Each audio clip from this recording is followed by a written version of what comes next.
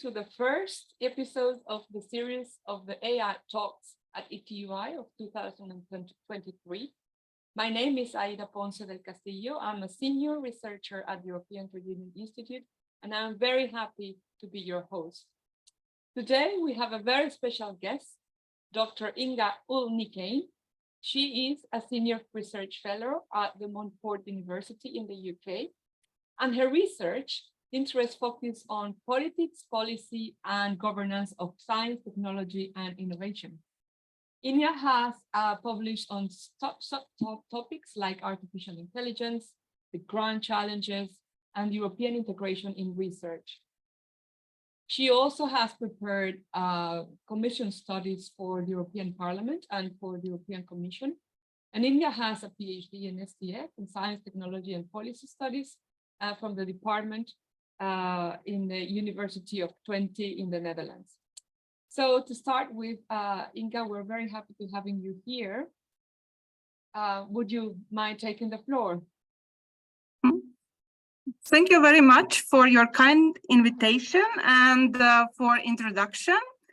And I will first try to share my slides.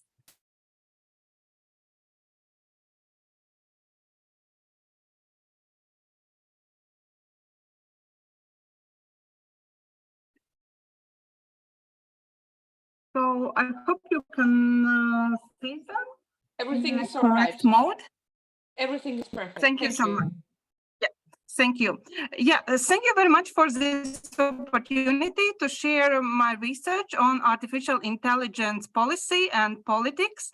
And today, as the title of this talk suggests, I will talk especially about the purpose of artificial intelligence, looking on two main goals on global race and grand challenges. And I will tell a little bit why I find this question so important, and also important for a broader discussion and for some critical reflection on these questions. What we see in recent years, we see that around the world there is very intense policy making taking place in artificial intelligence area. Here you can also see on this slide a map which shows the intensity of AI policy initiatives in different countries. Darker countries means there is much more AI policy initiatives taking place. And in Organization for Economic Cooperation and Development, OECD, have their AI policy observatory, which includes over 800 AI policy initiatives from 69 countries, which just gives some idea how many. And these are all kinds of initiatives that we see taking place. Some years ago, we saw many countries launching their national AI strategies, which were followed up by action plans, how to implement these strategies. And then there are a number of policy instruments also designed, for example, funding instruments, all kind of education and training programs in this area. There are all kinds of committees and oversight bodies, also established task forces, expert groups who are looking on these issues. And there is also at the moment a lot of preparation and discussion of regulatory proposals. And we see that also a lot of this is high on agenda of elected politicians. A lot of their time and also a lot of resources are spent on these questions. And sometimes there is a danger of getting lost in too many details, as there are many important details indeed. So today I invite to think more broadly, what is overarching purpose of these all activities, and what is the goal that they aim to contribute and aim to achieve. And this is a question that I examined in my recent article, which looked on how artificial intelligence policy frames these different goals of economic competitiveness and societal challenges. These are already established policy goals for technology for many years, and they come up also in artificial intelligence policy. And it is interesting and important to take a closer look on these questions. And this article and this research is also part of a bigger research that I have been conducting over past 5 years on AI governance, politics, and policy. Also together with a number of research assistants and some colleagues.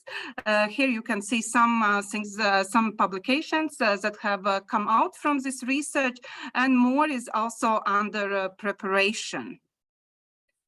And let's talk about these main goals of technology policy before we go and look how they come up in artificial intelligence. Let's look a little bit on history and how these economic competitiveness and societal challenges emerged as major goals of technology policy. So traditionally, technology policy was very much focused on national economic competitiveness. So new technologies, they were developed and used to enhance national economic competitiveness. And it is seen that there is global competition going on, and countries are competing, which will be leaders globally, which will reap major political, military, and economic benefits. And there is also associated fears that those who which wouldn't be leaders, they will be left behind. And part of this narrative of this kind of approach is also that technology is always seen as good. And so we need as much technology as we can, as quickly as possible.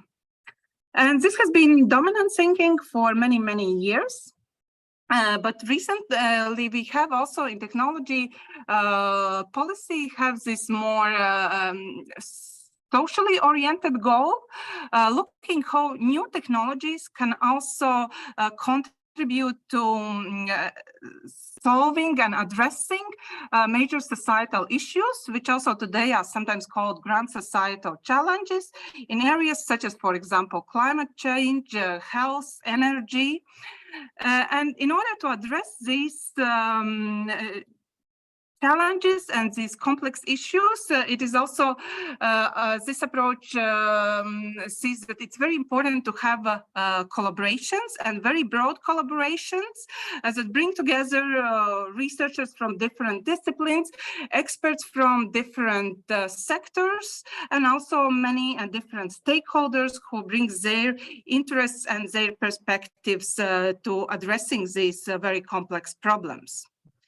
And importantly, this approach also sees that innovation is not always good. Innovation can also, and new technologies can also have a harmful effects, for example, for environment. And so it needs a careful shaping that really thinking how these technologies can be developed in socially beneficial way and avoid these more problematic aspects of technology development. And I will illustrate these two goals of technology policy with some examples. And first, if we start with this traditional economic competitiveness goal, then one very well-known historical example is space race from the 20th century, from Cold War, when two major superpowers at that time, United States and Soviet Union, were competing. They had their rivalry in the space technologies, which at that time was seen as a cutting-edge technology. And so it was this competition in technology, and it was also this kind of competition between two different political systems and two different economic systems. And it is still very popular story, very much used, but it's also in many ways problematic and misleading story. It is presented often as inspiring and crucial for technological advances. But it also contains a lot of political propaganda that covers up more complex political issues of political freedom, of human rights, of inequality. And it is interesting to remember that because this idea of space race comes up again and again, also in AI. AI is sometimes presented as a new space race, and it's important to remember that it also contains these very problematic aspects, and I will talk more about them also later. And space race is not the only historical example of this economic competitiveness with respect to new technologies. There are many other examples. For example, also European integration since already in 1960s was very much also concerned about technology gap with the United States. This was one of major drivers why EU started its research and innovation policy, that EU should cooperate more and coordinate more in order to be able to compete with the United States. And this narrative, it started a long time ago, but it comes up again and again when new EU policies are discussed, that EU should really do more, not to be lagging behind the US and more recently also Asia. Other examples include that, for example, in the 1980s, United States, there was worries about Japanese challenge, that Japanese technologies developed very quickly. And more recently, there are also concerns about potential Chinese technological supremacy. So these are very, very popular discourses coming back again and again, and also to justify a lot of policy activities. And sometimes they are used also by stakeholders in a rather strategic ways, for example, to argue for more funding, so we need more funds for technology to be more competitive, or sometimes also saying, well, we need less regulation to be more competitive. So it's interesting to see how these discourses are also used for certain purposes by certain groups. And it's very important to also remember that this goal has been challenged. Is it really worth focusing so much on economic competitiveness? For example, Paul Krugman has called it the dangerous obsession with the economic competitiveness. And it also points out to some issues because this economic competitiveness discourse, this global race discourse, it shows that technology development is kind of zero-sum game. One country wins, gets all the benefits, and all others lose. But it doesn't necessarily have to be a zero-sum game. It can also, for example, be a positive-sum game where different countries and different societal groups benefit from technology development. And also another type of criticism to this discourse is that it very often prioritizes high-tech competition over addressing broader, more urgent social issues. So powerful discourse, but also it has received its share of criticism. And then more recently in technology policy, we also see a new goal emerging. As I said, that technology should also contribute to addressing complex societal problems. And this builds already on older ideas about the social function of science, which have been known for a while. But recently it has gained popularity also in broader policy making. And it also it is known by terms such as grand societal challenges, or recently in European Union, there is a lot of focus on mission-oriented policies. And globally, it is also known as United Nations Sustainable Development Goals, namely seeing how technology, also artificial intelligence, can contribute to these goals, such as no poverty or zero hunger or gender equality. And this is very inspiring discourse and very important ideas, but how to achieve them is not very straightforward because these are complex social problems. They cannot be solved and addressed just by scientific and technological means. They also need thinking about broader social context, political context, economic context. It also kind of requires that the technologies can be steered for specific purposes. But as we know, development of technologies is highly unpredictable. It's very uncertain, and possibilities to steer technology development, they are also limited. And so success of using technologies, of using AI for addressing these goals, it cannot be guaranteed. So we have these two goals in technology policy, and now we look how they come up in AI policy.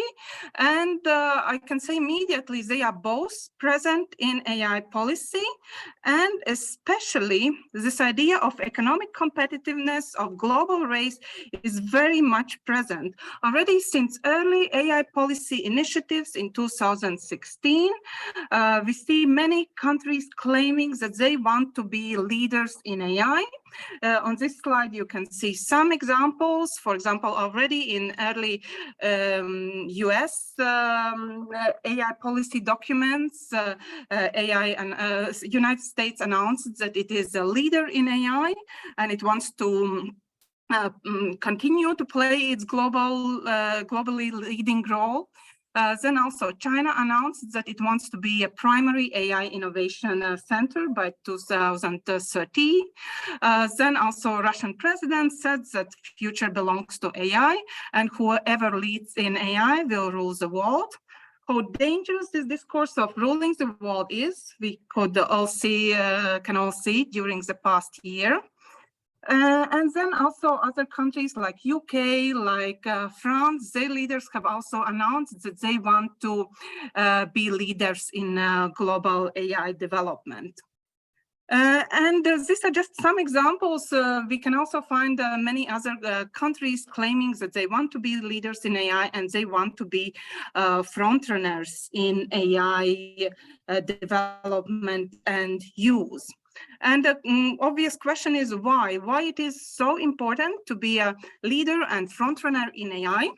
And here's one example from US AI policy. So how do they see, why they find it so important to be leaders, global leaders in AI?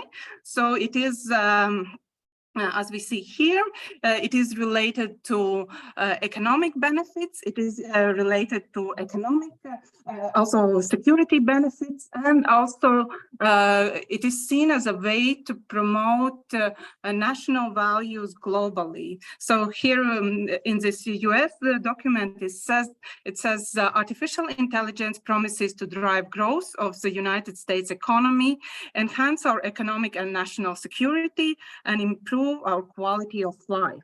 The United States is the world leader in AI research and development and deployment.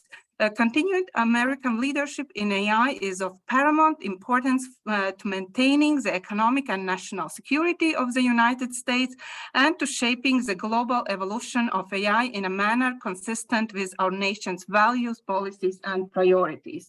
So we see a bit also already some kind of imperialistic ideas coming up, how countries with the help of AI want to shape global values, policies, and priorities in the ways that is consistent with their own approach.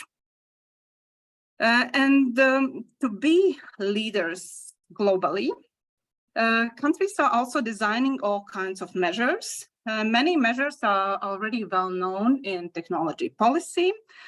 So they are investing in research, they are investing in highly skilled workforce. They are also discussing if they, as I said, should regulate less to be leaders, and also how they can protect their critical industries. And here is another quote from United States, which shows how US sees the way they can be leaders. It says the United States must promote an international environment that supports American AI research and innovation and opens markets for American AI industries, while protecting our technological advantage in AI and protecting our critical AI technologies from acquisition by strategic competitors and diverse nations. So very interesting mix of openness when it suits national interest, but then also protection when national interests needs some more protectionist approach. And then seeing all these claims about global leadership, of course, one obvious question from European perspective, where does European Union stand in all this global AI race? And this is an interesting question because reading European Union's AI policy documents over past 5 years, it is possible to find rather mixed messages. Some messages which are quite similar to US, that EU wants to be leader, to promote its values and to get economic benefits. But there is also some messages which express some reservations about this global race. As you can see also here, that EU says that it wants to be a leader, but in its own way and based on its own values. And also it says, yes, there is this global race going on between US and China, but for the EU, it is not so much a question of winning or losing the race, but of finding a way of embracing the opportunities offered by AI in a way that is human-centered, ethical, secure, and true to our core values. So there are these reservations, and then there is also this ambition to be a global leader with in promotion of trustworthy AI to get also all kinds of benefits, and also this fear of losing out, that EU also doesn't want to lose out on these opportunities. So very mixed messages coming from EU. And so to sum up this economic competitiveness and global race frame in AI.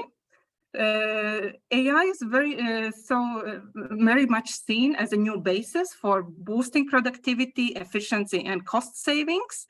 There is a recognition of this fierce global competition. There is also talk about this new space race and Cold War between US and China. And there is all these measures taken about becoming more competitive. And this is also supported by all kinds of rankings and indexes, which rank countries according to their AI performance and readiness, and also very much often reinforced by all kinds of experts and media who repeat this discourse of global AI race.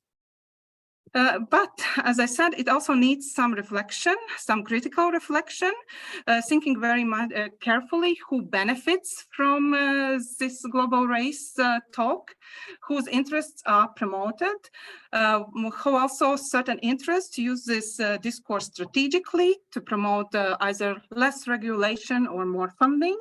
And also if this is some kind of neo-imperialist agenda, where AI is just a new way to rule the world. So in addition to AI as global race and economic competitiveness, there's also a lot of hopes that AI will help to tackle societal challenges.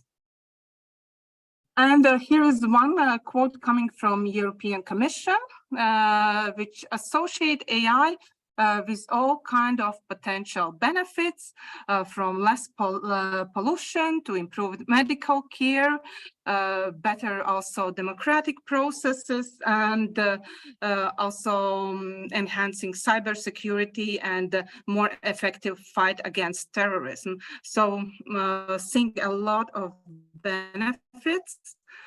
Similarly, also AI is associated with its potential to help to achieve United Nations Sustainable Development Goals, from gender balance to climate change and health and others. So we see very strong and very optimistic claims of AI helping to solve these societal challenges and achieving sustainable development goals.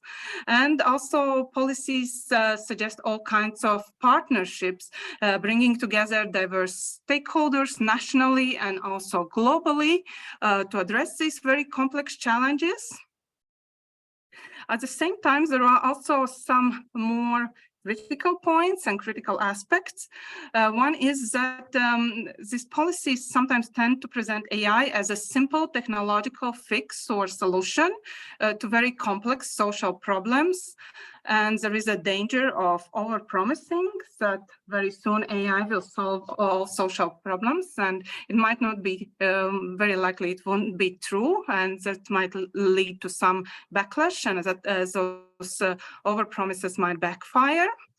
And there are also attempts to organize these multi-stakeholder forums, but they are also very challenging because in these multi-stakeholder forums, what we see is that sometimes these most resourceful, best organized groups tend to dominate. So some conclusions of this brief overview. While AI is a novel technology, its recent policy includes some very traditional, very well-known ideas about economic competitiveness, about global race, and also well-known measures how to support them. But it's important to remember that it can be used strategically. It might prioritize AI over broader social issues, and it might be also part of a neo-imperialist agenda of presenting AI as a new way to rule the world. Additionally, we see also this discourse that AI can help to solve societal challenges, but sometimes it also simplifies that AI is just a technological fix for very complex problems. And the societal challenges are sometimes presented just as an add-on to economic competitiveness. And are these economic competitiveness and societal challenges always compatible? That is not discussed. And finally, some implications and some open questions from this overview. So one key message is that there is a need to challenge these established AI narratives and to have a broader conversations about future society want with or without AI. So what goals does society want AI to serve? What benefits from AI they want to see, and who should benefit? When it comes to global development, then also it's very important to think carefully how this global development of AI should look like. Can it also be a positive sum game where many benefit and under what conditions? And also very important, even if there is sometimes this kind of inevitability in AI discourse that it's important to have more and faster, it is also important to think when it is really necessary and when society wants AI in their lives and when maybe it doesn't want. And we see these discussions, for example, about facial recognition and when facial recognition, if it should be banned. Or similarly, here it's one picture about drones. Very often now when we visit different places across Europe, we see these no drone zones. So when people enjoy nature, they don't want drones. So there's a lot of open discussions and I look forward to discussing them with you. Thank you very much, Inga. It has been absolutely an amazing, beautiful landscape of all the strategies internationally and nationally, and the differences and similarities between the EU and the US. But before we open the floor to the public, that I really encourage you to write your questions in the Q&A. I would like to ask you, Inga, why has this narrative, because at the end it's the narrative of the global race, became so popular during this last months and last years. What would be your opinion about that? It is indeed very, very interesting that it is so popular. It is so popular in AI since like 2016, since early days of AI policy, many countries claiming to be leaders. And it's interesting that historically it has remained so popular, even if it has been criticized and it has been pointed out that it has shortcomings and it might be very misleading. And yeah, it might be that there are, of course, that it can be strategically used by some interest, but also that maybe it kind of presents a simple and appealing story, showing global politics like a game, like gamifying. Somebody is winning and somebody is losing, and it might explain this appealing, simple stories that is known from sports games, why many people like it, and it's much easier just to think about winners and losers than to think about the complexities of global inequalities, of lack of political freedom, and how certain technologies can reinforce this lack of political freedom and so on, and cover up many political problems.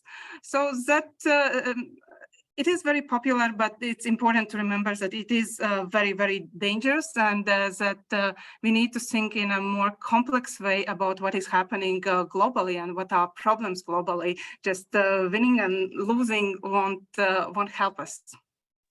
And thank you, Inga. And well, this leadership of the EU is also translated in other fields besides the digital. They also want to become leaders in other fields, like in the energy transition or in the so-called Green Deal.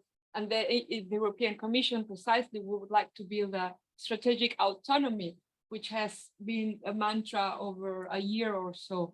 But tell me, maybe in your view, why should the EU be concerned about the AI global race? Do you think the EU has enough autonomy to win a race like that? Should it win a race, and should it be concerned about race, and should it really put its resources in the race? Because EU has also said that it wants AI to be developed and used in line with its values of democracy, of freedom, of human dignity. And those might be much more important questions to prioritize and to focus and to work on, that AI is developed and used in line with these EU values and supports EU values. And sometimes maybe also thinking, is AI really the main priority for EU? Because the EU has many social, environmental, security issues where AI might not even play a most important role. So I think it's very important to consider carefully what is really priority and what is more just propaganda. Right. So I will ask you a question about the social issues of AI, because our audience is mainly concerned with labor or more broader social issues, inequalities, and so on. And do you think that AI or developing AI in the EU can contribute to both the economic competitiveness that the policymakers and the European Commission want to build, and also to contribute to the grand societal challenges that we have seen? They are very big and broad. Are these two goals compatible? What is your view about that? That is it's very important to think about that, because ideally, I think many of us would like to see them both, that there is economic growth and that there is more and more also better labor conditions and solving societal challenges and increasing equality in society. And if AI helps, that would be very, very nice. We have to be careful. Some of these promises of AIs, they might be exaggerated, and sometimes maybe it might also be some trade-offs between these two goals, especially if we think about climate change. So AI is very energy intensive so far, and it's nice to talk that AI can solve climate change and help to tackling climate change, but actually in reality it might be at the moment increasing issues related to climate change. So there might be also trade-offs, and it is important to think more carefully when they are compatible, how they are compatible, and sometimes they also might be in tension, like in relation to climate change. Let's go to the other side of the other challenges, the social ones. And here I would like to recall a question from the audience, and a person from Ireland, no, from the UK asks, when thinking about the potential AI contribution to the societal challenges, what are the opportunities for trade unions and other social movements to harness and utilize AI tech to their advantage? Yeah, thank you so much. This is absolutely fascinating and fundamental question, what trade unions can do. And I think trade unions can do a lot because I've also finished my talk with this need for broader conversation, what society and different social groups want from AI. And that is also very important question, what do trade unions want from AI? When do trade unions want the AI to be used in workplace for not only like replacing labor or kind of interacting with labor, but also, for the example, issues like workplace surveillance.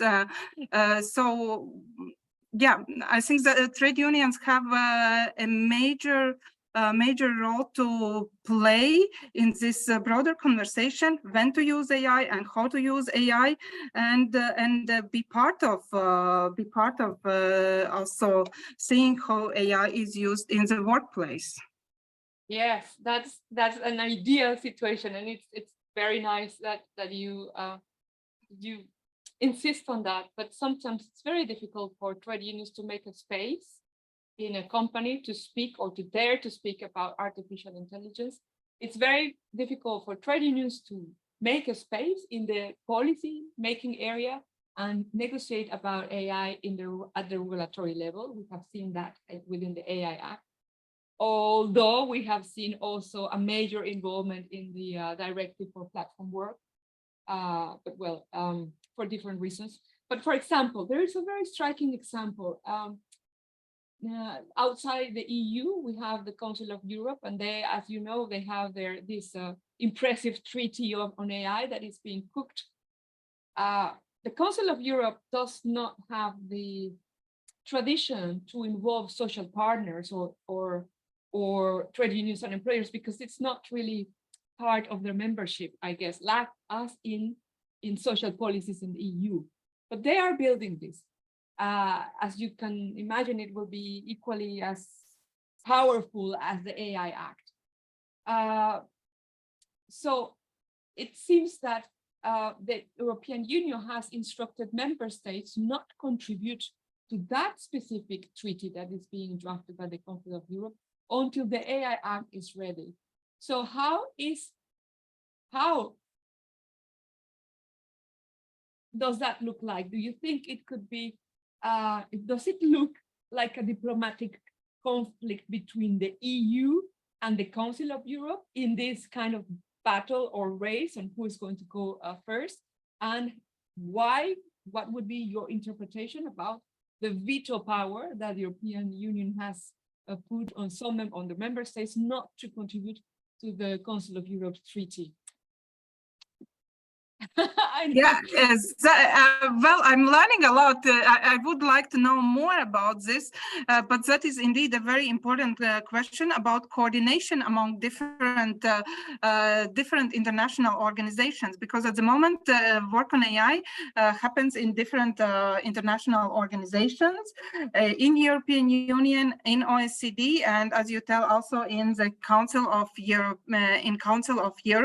and that all I can say say at the moment, it seems like a very, very interesting question of coordination, or in this case, also lack of coordination across different international organizations.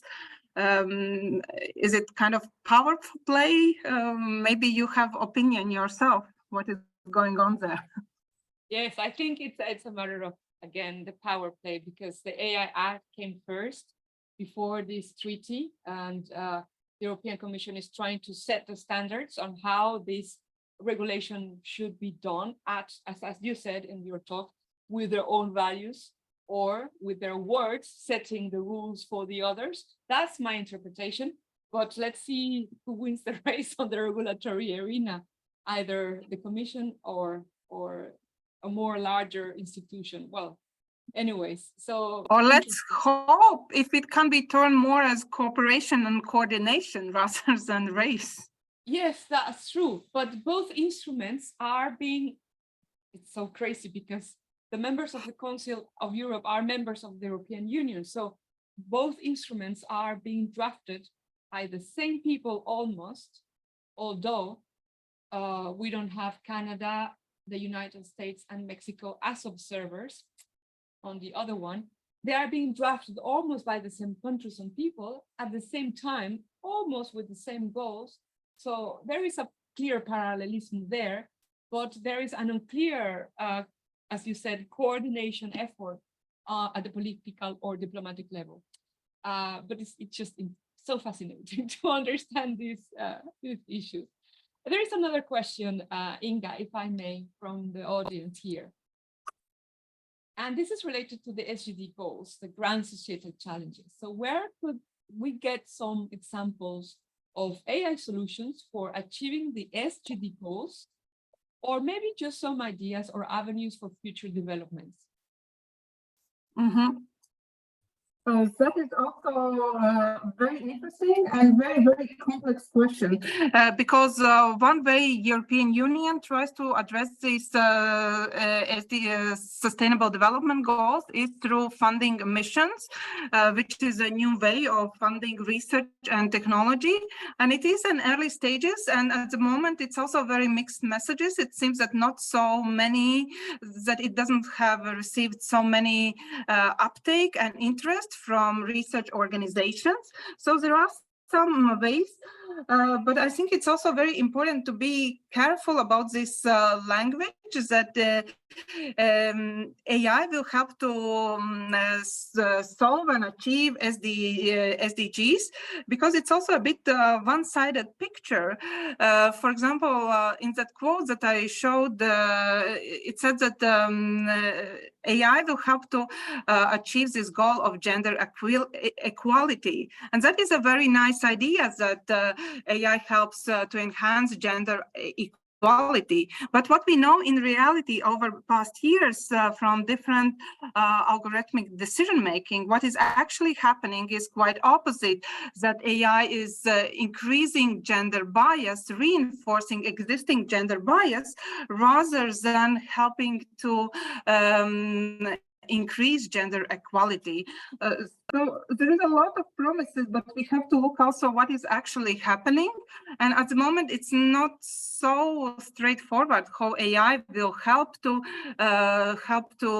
increase gender equality, because it was expected that algorithms might be less biased and more neutral and objective than humans, but then it turned out that actually algorithms are designed by humans, and they contain human biases, and they reinforce these human biases, for example, in hiring or in decisions about who is getting credit. So it is reinforcing biases and having really worse implications for gender equality. Thank you, Inga. And now I would like to move to another theme of questions, those related to STI, or social technological innovation, and in innovation policy in general. There is a question from one of our listeners here. How can a good balance between promoting innovation and protecting fundamental rights be ensured when it comes to regulating artificial intelligence? Yeah.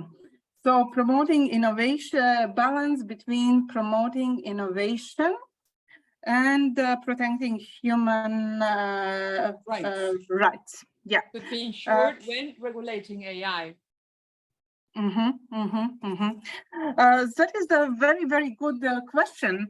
And I would like to come back to this first part of this promoting innovation, because it kind of assumes that innovation is always good. But as I said, innovation is not always good. And as we have learned, innovation and technologies can also have these harmful and problematic consequences from for environment, or also as I just said, for gender equality or other issues. So rather than promoting any kind of innovation, it is really important to think how to promote the innovations that is in line in with human rights, for example, with equality. I think that, yeah, that would be my answer here. Thank you very much, Inga. And going back to almost the first part of your talk, when you were explaining what China is doing and the US and so on, we see that the main battle, although we hope that it's not just a battle, is in between these three nations.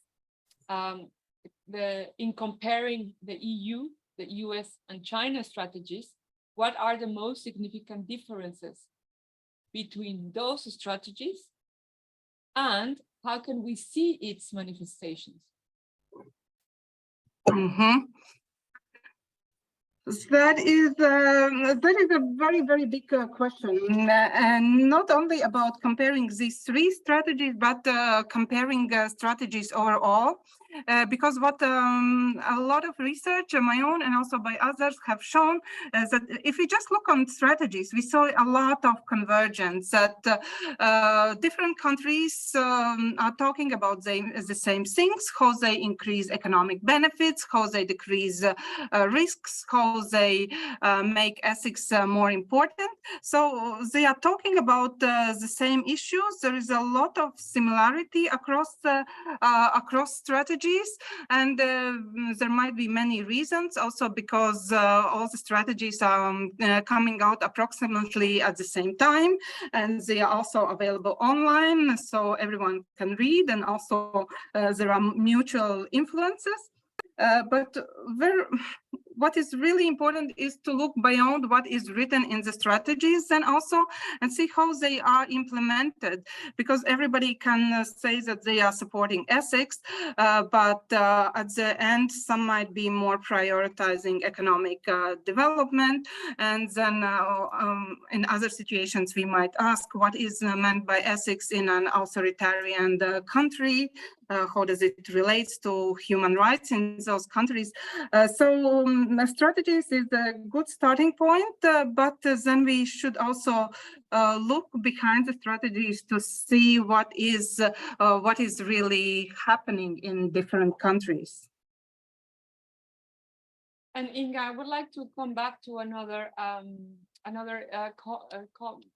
question related to all sorts of technological advances. You are you are a scholar who have studied not only AI, but also other technologies that we met in the neurotechnology debate, and it was equally fascinating. But there are other technologies constantly being developed, right? So in your opinion, are the economic and social goals of AI similar to those for other technologies, for example, nanotechnology or neurotechnology? Or what are those social and economic goals? Whether are different, similar? What is your view? Thank you very much for this question. And that is also something that I have been thinking quite a lot because indeed I have previously studied, for example, nanotechnology. And when we look on all these new emerging technologies, we see some similarities. They are all at the beginnings, they are all kind of hyped. There is a lot of attention, there is a lot of investment, and then this hype goes away because benefits do not come, promised benefits do not come so quickly. And then there are all kinds of also questions about potential risks for safety, for environment, for health. So there are some similarities, but with AI, we also see some very important differences. And one very important difference is that with AI, there is much more political salience. So when we had nano, nobody was worried that nano will take away our jobs, or nano will destroy our democracy and our welfare state, or nano will take over and rule the world. So this was different, and now with AI we see much more this political questions about democracy, about welfare states, and also economic, like jobs. So many questions are more prominent, and also we see much more public discussion and also public concerns for nano, which also really means that there is need for this broader conversation and bringing in different partners like trade unions and many other groups. And can you envision, if you would have a crystal ball, that I know you don't have, but if you would have a crystal ball, how would you envision the governance of AI? How do you envision the final negotiations of this AI Act that we are all looking at with the magnifying glass? What do you see? What are your worries about regulating AI or about the AI Act? And what are your hopes? Yes, great questions. And one very important point what I want to make is that governance is much broader than just regulation. Regulation is very important for protecting human rights, for ensuring that the major harms are not done. But governance is much broader, and it's also very important for AI. And for governance, ideally, technology governance should be very participatory and very inclusive, and bringing in many different social partners, civil society organizations, also private sector companies, so that they can discuss these issues in open manner, in an ongoing manner, as discussion continues and as technology develops, and really make also these choices. So technology development and use is a choice, and that they can make these choices. When do they want technology and AI be used, and when they don't want it to be used, and in what ways it want to be used, really to have this participatory, inclusive governance that shapes how AI is developed and used. And do you think that the AI Act is using participatory governance? Well, that is an interesting question because I think at the moment, this is very difficult question, because this comes back to this question that some discussions are very much dominated by vested interest, most resourceful and best organized partners.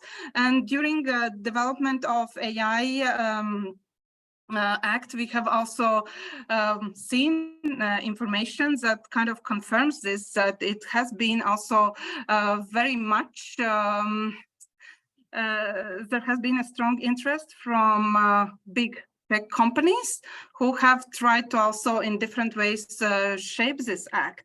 And probably you know more what were actual possibilities, for example, for social partners, for trade unions to influence AI Act.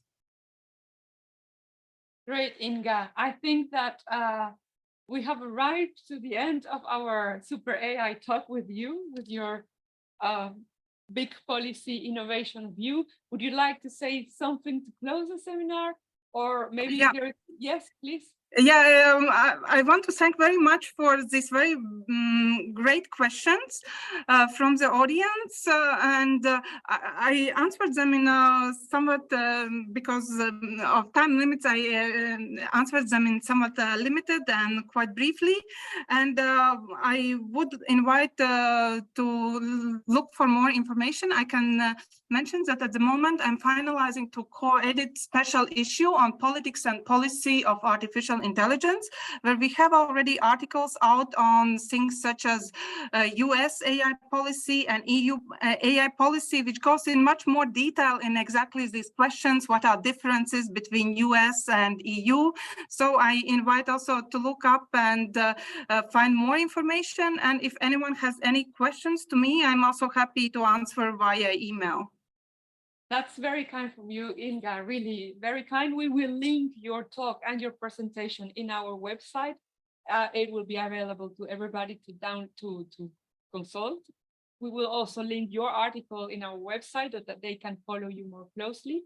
And this brings us to the end of our episode. A hearty thanks to our guest, Inga Ulnicane, for being with us. Thank you so much. And to you, our audience, we hope that you found today's episode very interesting. I wish you a very nice, happy end of the day. And thank you for tuning into our AI Talks at ETUI. See you next day. Bye-bye. Goodbye, Inga. Bye.